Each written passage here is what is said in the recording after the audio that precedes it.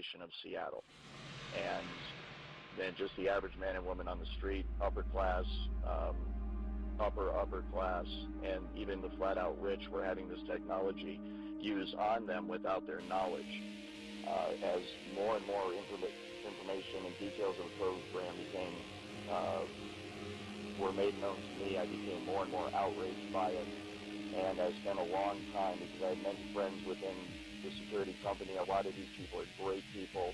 They're very good people. Not everybody involved in SIS is directly involved in experimenting on people. They're not all directly involved in gang stalking. I never was. I never partook in that. But I did partake in training that deals with tactics and protocols that are used normally for surveillance and counter-surveillance, but within that is all of the information and the know-how that you need to be able to game stalk, and that is in fact what they are doing.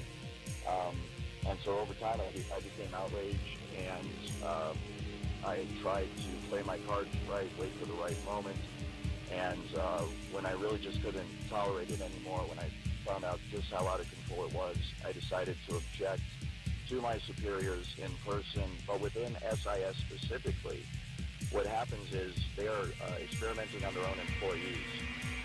So it's a long story, I'll try to get through it quick, but basically people are selected from all over the country. We're talking other cities all over America. They are selected for many different reasons. Often it is because they are isolated, they don't have a lot of money, friends, or family, and they also tend to be people that are highly, highly intelligent. The aspects of this technology that they're interested in improving upon have to do with cognitive processes, processing information, and as a result, they want highly intelligent people to be targets of this program. They also tend to target people who are into what I would call alternative research, commonly called maybe conspiracy theories, people that disagree with the government, people that are into researching things like 9/11. Also, they are interested in people that are interested in technology. I have found a high percentage of targeted individuals to be people who either are interested in or have information on highly advanced technologies, usually having to do with directed energy weapons and frequency weapons, the exact kind of weapons that we're talking about here that are used in voice to skull, and behavior modification to work. There's many other aspects to the technology. But once these people are selected, they will have the entire gang stalking / voice to skull program run against them. This is detailed in my article. But they will be organized stalk. They will have career sabotage programs run against them to ruin their job. They will have character assassinations campaigns run against them in their neighborhood. They'll be isolated from family and friends as those individuals are turned against them.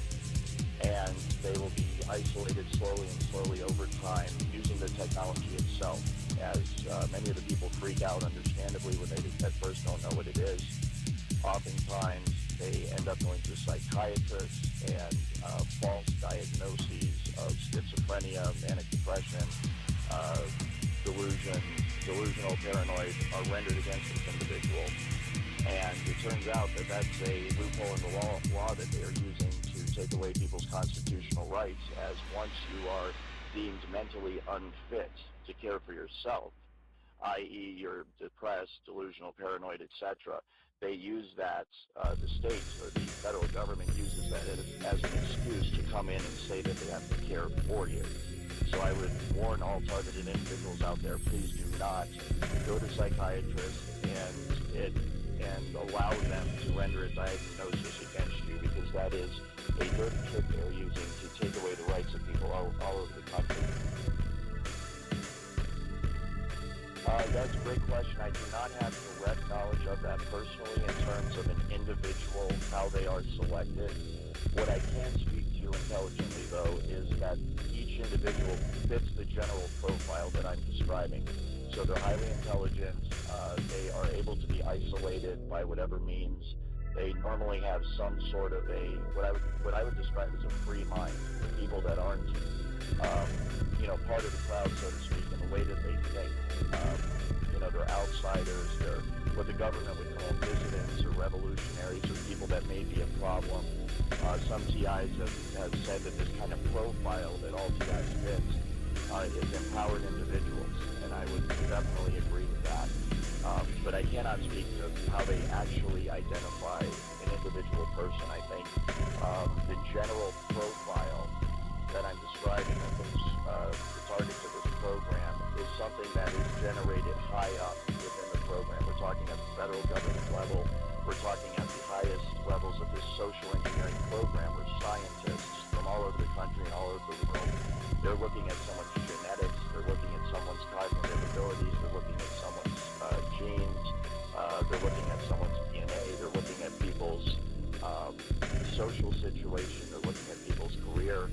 I've been very surprised that so many PhDs are actually targets of this program, and they're usually PhDs that have gone against the grain in terms of what academia normally teaches, usually within the fields of science and technology. And the reason for this is because people running the program want to cover up certain technology and certain aspects of science that can lead to tremendous breakthroughs. These highest levels of science and technology are the sole purview of classified sectors of our government and military, and as a result, it is not, the opinion is that the American people do not have the right to this information, and is in the national security interest of our country to keep it classified. And so that is the answer to your question. What I will do, though, is take this opportunity to distinguish really quickly between the larger phenomenon of TIs that is usually a person in America that's being targeted by the technology and is being game-stalked by members of their community, and the specific program that I am whistleblowing on. The specific program I am whistleblowing on involves the actual abduction of TIs from around America. They're put on a Greyhound bus and they are shipped to Seattle, where they are made homeless. They live in one of the homeless shelters where they are housed and experimented on with voice of skull technology, and then they are funneled into SIS to work as low-level security guards, where they are experimented on even more. So that is a specific program, and that's what I detail in my blog and my website. But because I am familiar with that program that utilizes the same tactics, gain stalking, and the use of this technology against individuals, my knowledge on that program applies to what all TIs are going through. It's the exact same technology, it's the exact same gain stalking tactics that are used against them. In terms of numbers, I know that there are right now at least 300 to 400 individuals in downtown Seattle that have been abducted from all over the United States, brought to downtown Seattle, and are being housed in DESC, Downtown Emergency Services Center, homeless shelters in the experiment population of Seattle. And then just the average man and woman on the street, upper class, upper class, and even the flat-out rich were having this technology used on them without their knowledge. As more and more information and details of the program were made known to me, I became more and more outraged by it. And I spent a long time, because I had many friends within the security company. A lot of these people are great people. They're very good people. Not everybody involved in SIS is directly involved in experimenting on people. They're not all directly involved in game stalking. I never was. I never partook in that. But I did partake in training that deals with tactics and protocols that are used normally for surveillance and counter-surveillance. But within that is all of the information and the know-how that you need to be able to game stalk, and that is in fact what they are doing.